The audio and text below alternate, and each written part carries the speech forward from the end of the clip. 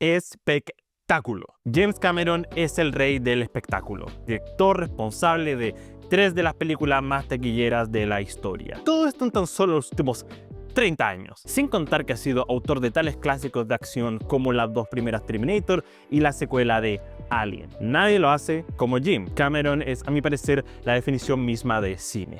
Alguien que entiende tanto del medio que no solo ha sido recompensado con un enorme éxito comercial, sino que también con múltiples premios de la Academia. La elección es clara: nunca apuestes contra James Cameron. No obstante, desde el estreno de Avatar en 2009, Cameron parece encerrado en una especie de bucle de esta franquicia. En lo que aparenta ser una saga de 5 películas, en 2022 por fin tuvimos la muy anticipada secuela El Camino del Agua, que es a mi parecer una obra superior a la original. Pero ahora, 3 años después de dicha secuela, volvemos con Avatar: Fuego y Cenizas, la tercera parte de esta franquicia que llegó a cines hace unos días. En este filme, tras la devastadora guerra contra los militares y la pérdida de su hijo mayor, Jake Sully y Neytiri, interpretados por Sam Worthington y Zoe Saldaña, se enfrentan a una nueva amenaza en Pandora, el pueblo de Ceniza, una tribu Na'vi violenta y ávida de poder liderada por la despiadada Barang, interpretada por Una Chaplin. La familia de Jake deberá luchar por supervivencia y el futuro de Pandora en un conflicto que los llevará al límite emocional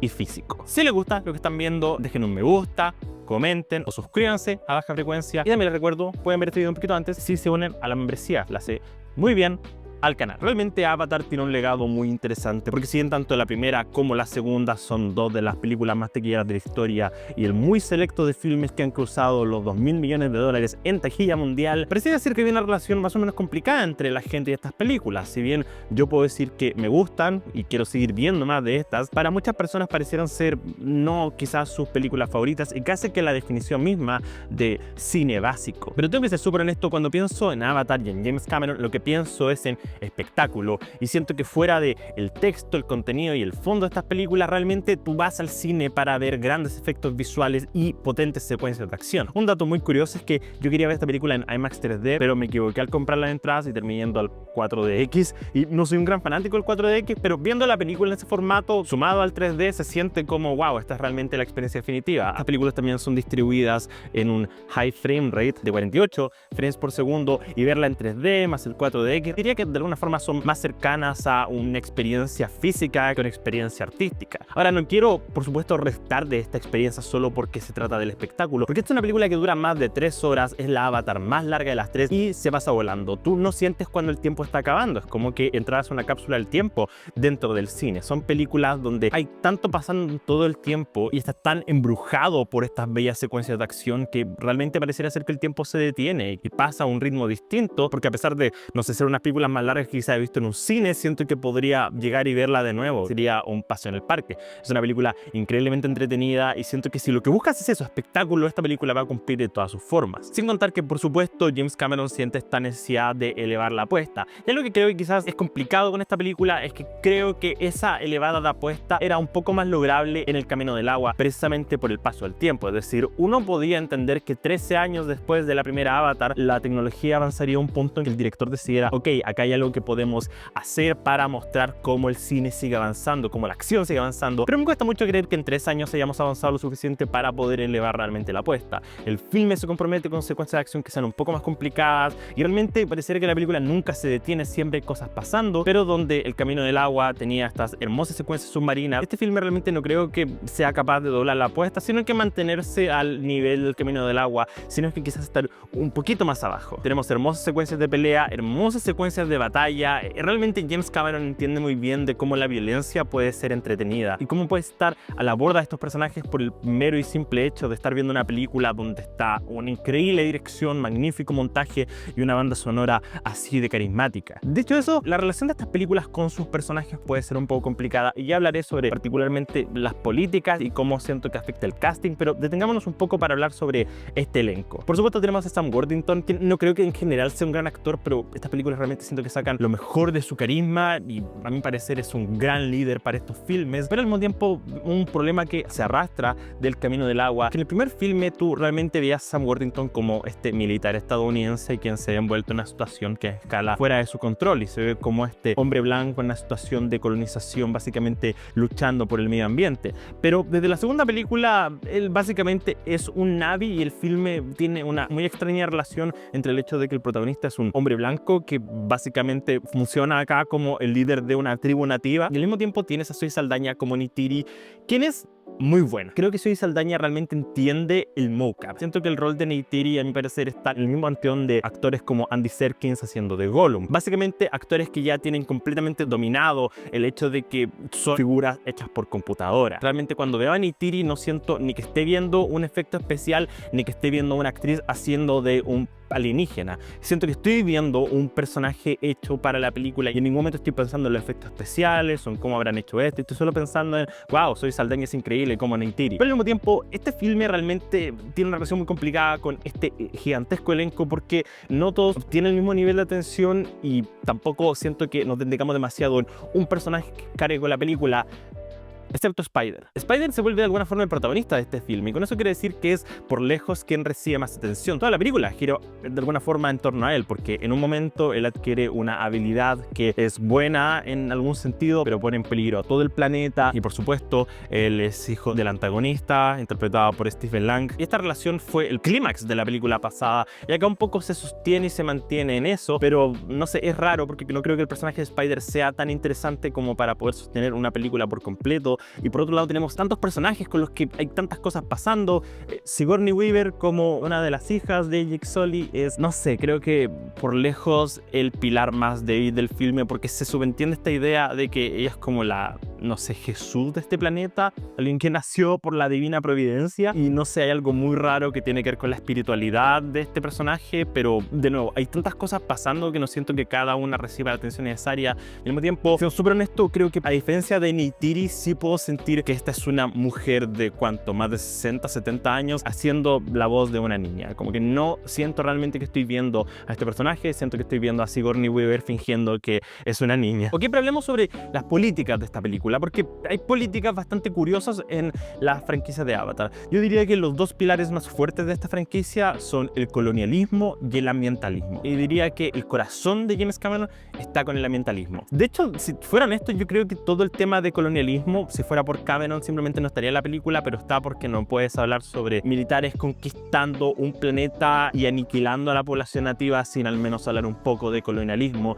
Pero claramente lo que James Cameron quiere realmente hablar es de cómo estamos destruyendo el planeta, cómo tenemos que esforzarnos y luchar por mantenerlo vivo y acabar con las grandes corporaciones que quieren solo lucrar a costa de la supervivencia de la especie. Y por lo mismo, cada vez que la película se trata sobre eso, cada vez que se trata sobre salvar a las ballenas y cuidar el medio ambiente, yo siento que esta es una de las mejores películas de la historia. Pero cuando se trata sobre colonialismo, cuando se trata sobre estas poblaciones indígenas intentando hacer las paces con los distintos tratos culturales que tienen, siento que el filme realmente está muy perdido, porque como digo, nuestro protagonista es un hombre blanco quien básicamente toma la piel de una persona indígena y todos lo tratan como si fuera un líder espiritual y hay algo muy extraño en todo esto, hay algo muy extraño en que Jake Sully sea el protagonista y que se evada de forma tan latente el conflicto cultural que esto representa, que todos acepten de forma tan transparente que sí, ahora este es nuestro nuevo líder espiritual. Quizá el momento más interesante es un momento en que de hecho Neytiri habla sobre el conflicto que le genera que sus hijos sean una especie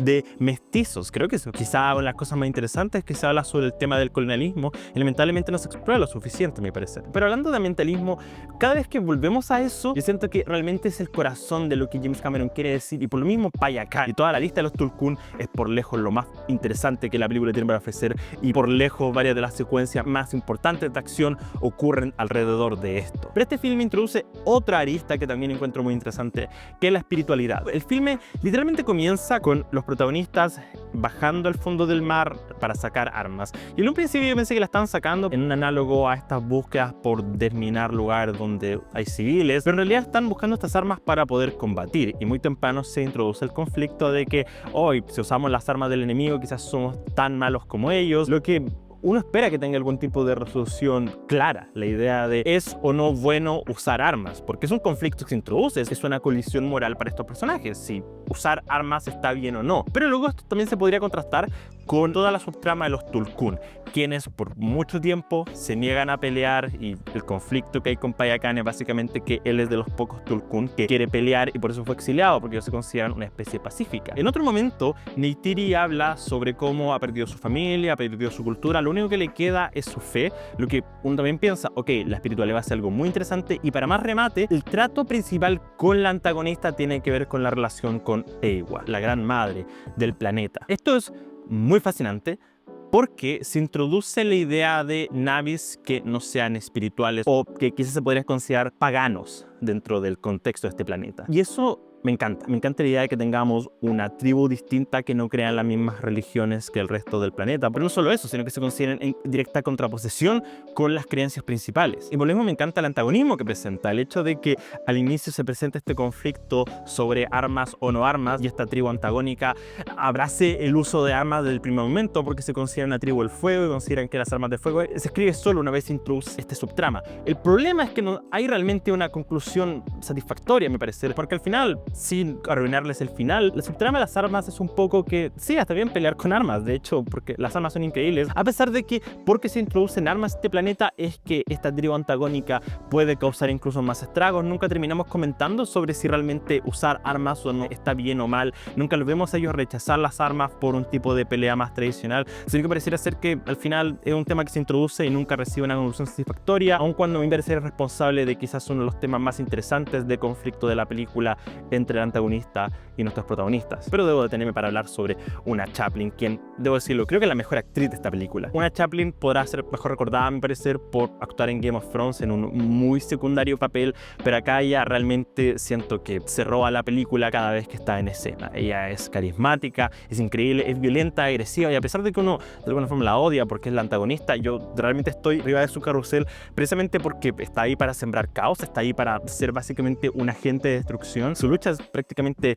contra la religión misma, contra Dios, lo que es por supuesto un gran contraste sobre el hecho de que nuestros héroes sean tan espirituales. Pero el elefante de la habitación, a mi parecer, es que estas películas se empiezan a mezclar unas con las otras. Tengo muy fresco este filme porque lo vi recién y mientras lo estaba viendo rememoraba de otros grandes momentos de las primeras dos películas, pero al mismo tiempo, siendo súper honesto, cuando cosas empiezan a pasar que son tan similares o cosas que ya hemos visto, no puedo evitar sentir que sí, ya vi esto. Es decir, mi aplauso a James Cameron por realmente hacer una película tan entretenida, pero no puedo evitar sentir como no estamos haciendo la misma película de nuevo, no estamos teniendo literalmente el mismo tercer acto que la película pasada y la pasada esa. Entonces a esta altura el filme se siente tan cíclico que me estoy en serio preguntando cómo planean hacer 5 de estas. Es decir, si ya para la tercera estamos básicamente viendo la misma historia, entonces ¿qué pasará en la cuarta y quinta? ¿Tiene realmente un plan James Cameron de qué es lo que quiere hacer con cada una de estas películas? ¿O que se habrían beneficiado de haber sido solo 3, que la 2 y la tercera fueran la misma y que la cuarta y la quinta sean otra película aparte? Porque miren, yo aceptaría un corte de 5 horas de estas dos películas juntas,